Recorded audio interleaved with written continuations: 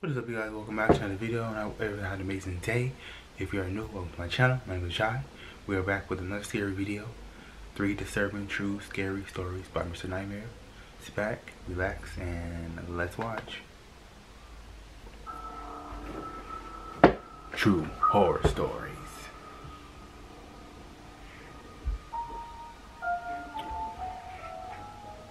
I live in a small, peaceful town. I don't live in a place where you have to worry about walking alone at night. I share a one-story house with my sister, but she's hardly ever home. She has another place in Florida that she spends most of her time. It's about 100 to 200 feet between each house on my block, and then there's some woods across the street. I have a daily routine. I get home from work, make dinner, shower, relax a little, then go for a run, come back and have a light snack, then go to bed. Okay. It was a work night like any other. Nice routine. I was going for my nightly run, and when I came back to my house, there was a random white van parked across the street. I took notice of it because hardly ever would random cars park on any of these streets. Our little neighborhood has very little through traffic. I looked at it as I walked backwards to my front door, and I could tell there was someone sitting inside of it, though I couldn't see anything regarding what they were doing. I don't know if the glass was tinted or if it was just because it was dark out. Later that night, I was hearing some weird sounds coming from outside. It was like a scraping sound. I looked out my window and called out, "Hello?" and it stopped. I had no idea what it could be, but my first guess was the neighbor doing something in his yard. I went back to whatever I was doing. That is not your was the neighbor. night. Someone trying to break in. The following day was a Friday, the last day in my work week. After work, I did proceed with my regular schedule. I went on my nightly run a little earlier tonight since it was Friday and I had plans with some friends. I got back from my run, imagining the van to be there again, but it wasn't this time. I went out with my friends to a comedy club, and I didn't get back until late. I let myself into the house and locked the door. It was a long night and I was feeling tired, so I hurried up with the getting ready for bed process. After turning off the bedside light in my room and laying down, that's when things were finally silent enough for me to pick up on some weird thumping and rustling sounds. I felt like they were coming from inside of the walls. It's only a two-bedroom house. It's not big. I Somebody's put my ear in up your to one of house. the walls, and indeed heard something going on in there. I knocked on the wall, and the noises stopped. This was a cause for concern, as I assumed it was a rodent or a wild raccoon. I went out to the living room, and passing by the windows, I looked outside and saw that white van parked outside again. I opened my front door and stepped out to the front stoop to look at the van. I didn't see anyone sitting in it this time. 2 nights in a row of this now. Something was going on. I walked barefoot to the side of my house to look for possible holes in the walls for animals to crawl through. Then I came to the outside crawl space door. It was cracked open, and the lock was snapped off. Oh, call the police. I hadn't paid attention to this door in weeks. I pulled it open a little more, and without a phone or flashlight in my hands, all I could do was lean inside and squint my eyes in the pitch blackness of the crawl space. I heard the faintest little sounds of pebbles scraping against the concrete floor. At first, my naive mind was thinking it was an animal, until the sounds turned more aggressive and more closely resembled human footsteps marching to the crawl space door. And then, just barely, I could see a person crouch walking towards me. I slammed the door and twisted the knob, but without a lock, it wouldn't do anything. I ran back inside my house and called the police. While on the phone, I instantly attributed the crawl space door to the scraping sounds I heard the night before. The next time I went to the window while on the phone, the van in the street was gone. Police came and I showed them the crawl space. We had to use flashlights as the crawl space doesn't have any lights installed. We found something disturbing. In the left corner, there were cut marks in the roof of the crawl space, as if the intruder was trying to saw his way into the house. Oh, wow. The only info I could give them was the white van parked in front of the house. We don't have cameras, nor did I see what he or she even looked like.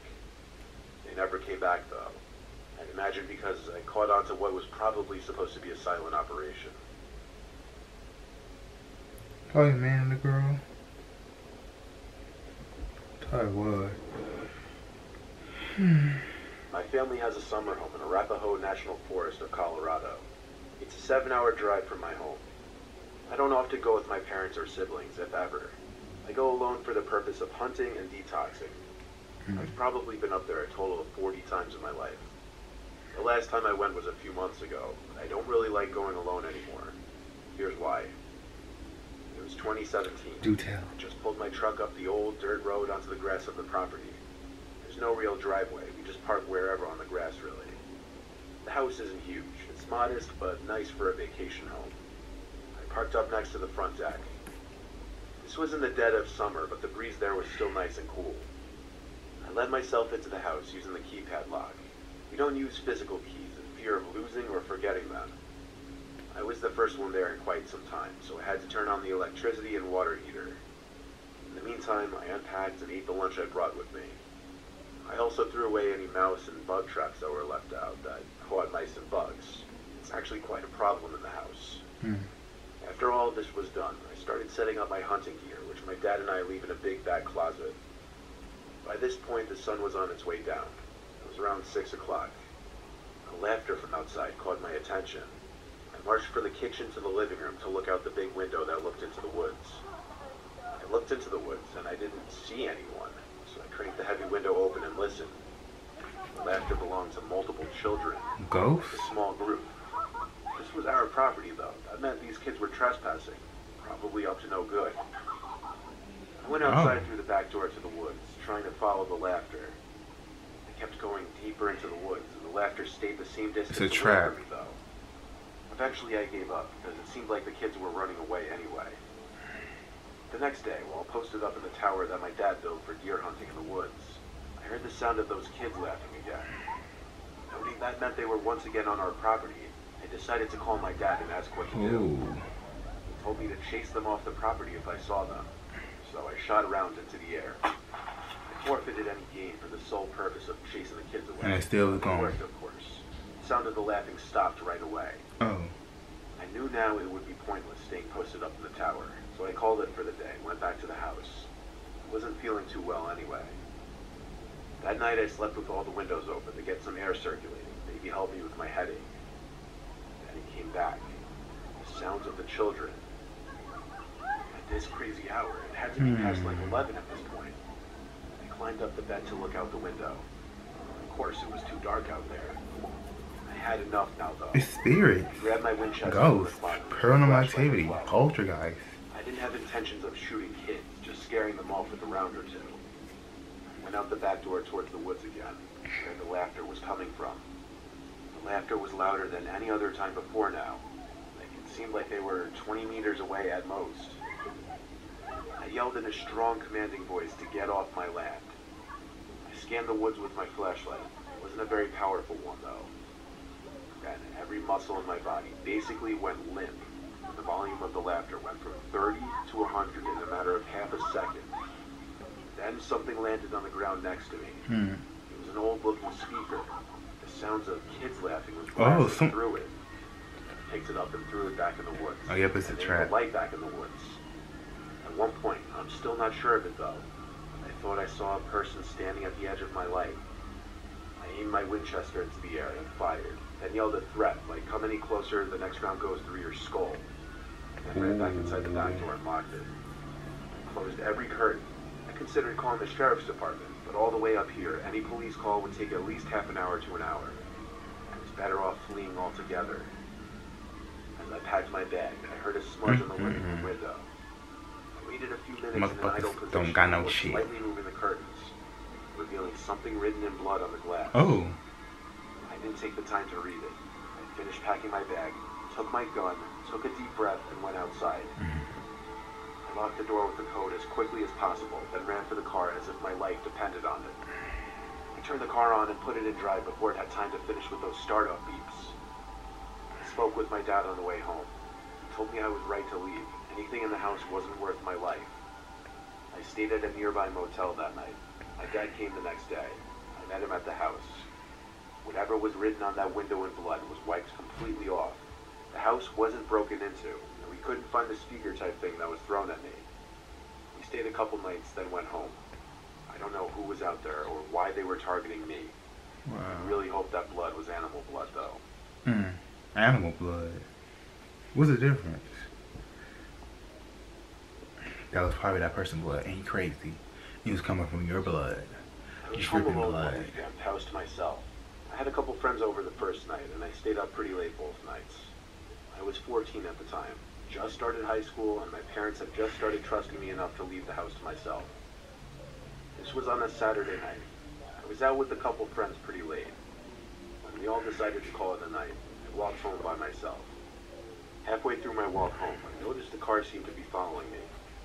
So I started to jog home. The car started flashing its lights. At this hour of the night, I could only assume potential danger, so I turned my jog into a full-fledged run. I ran all the way to my house and checked outside the windows. Moments later, the car from outside parked in front of the house and someone came out from the car. They started running up to my front door. I started panicking. The doorbell started to ring. They started pounding on the door aggressively. I suddenly felt like my life was being threatened. I ran to my room, which is on the lower level of the house by the backyard. I tried to get my parents on the phone, but they wouldn't answer. They were definitely asleep. For a 14-year-old boy, I was scared to death. Now the intense knocking moved to my window instead of the front door. I screamed at them to go away, and they yelled something back, but it was muffled. I left my room to hide in my parents' room and called the police. I made a phone call explaining that I was followed home and someone was trying to break into my house. The banging started at my parents' bedroom window now, as if they somehow knew which room I was going to every time. I screamed, "Go away." The 911 dispatcher told me not to do that and to keep quiet and stay hidden. But the person banging on the glass started yelling through the closed window. Now I could hear more clearly what he was saying. He yelled there was a person in my house. Then he yelled someone followed me home and might be inside my house. Ignoring the 911 dispatcher, I went to the window and asked in a loud voice so he could hear me, "What are you talking about?" He yelled at me to call the police and stay locked inside of a room because someone followed me home and went to our backyard. I told the dispatcher exactly what the man yelled to me. She said don't trust him just yet and to stay in a locked room until the police would arrive at my front door. Don't trust him just I didn't yet. know whether the things the man was saying were true or not. Not until hearing footsteps outside my parents' bedroom near the living room. The footsteps clonked down the wooden floor of the bedroom hallway. I heard each door in the hall being opened until they got to my parents' bedroom door. The doorknob twisted, but since it was locked, obviously the door couldn't be pushed open. I hid in the closet as the person on the other side of the door started trying to most likely kick the door down, as all I heard were loud bangs. Eventually the bangs stopped. I imagine they gave up.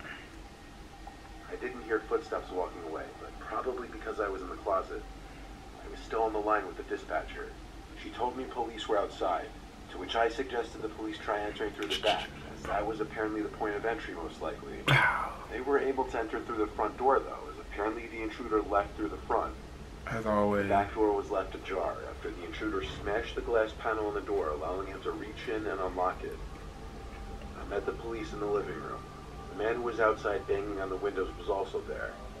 He told this whole story that as I was walking home, he saw some older man crouching in bush after bush, following me in a manner that conveyed he meant harm. Oh. He followed me all the way to my house, as a matter of fact. That's why the guy in the car was following me, as well as flashing his lights. I called my mom, who picked up on the third try. I didn't want to call my dad because I was scared of how angry he'd be. I spoke with my mom on speakerphone, with the police listening and contributing reassurance. Why were you angry? Somebody was following you. The police dropped me off at a friend's house that night to sleep there.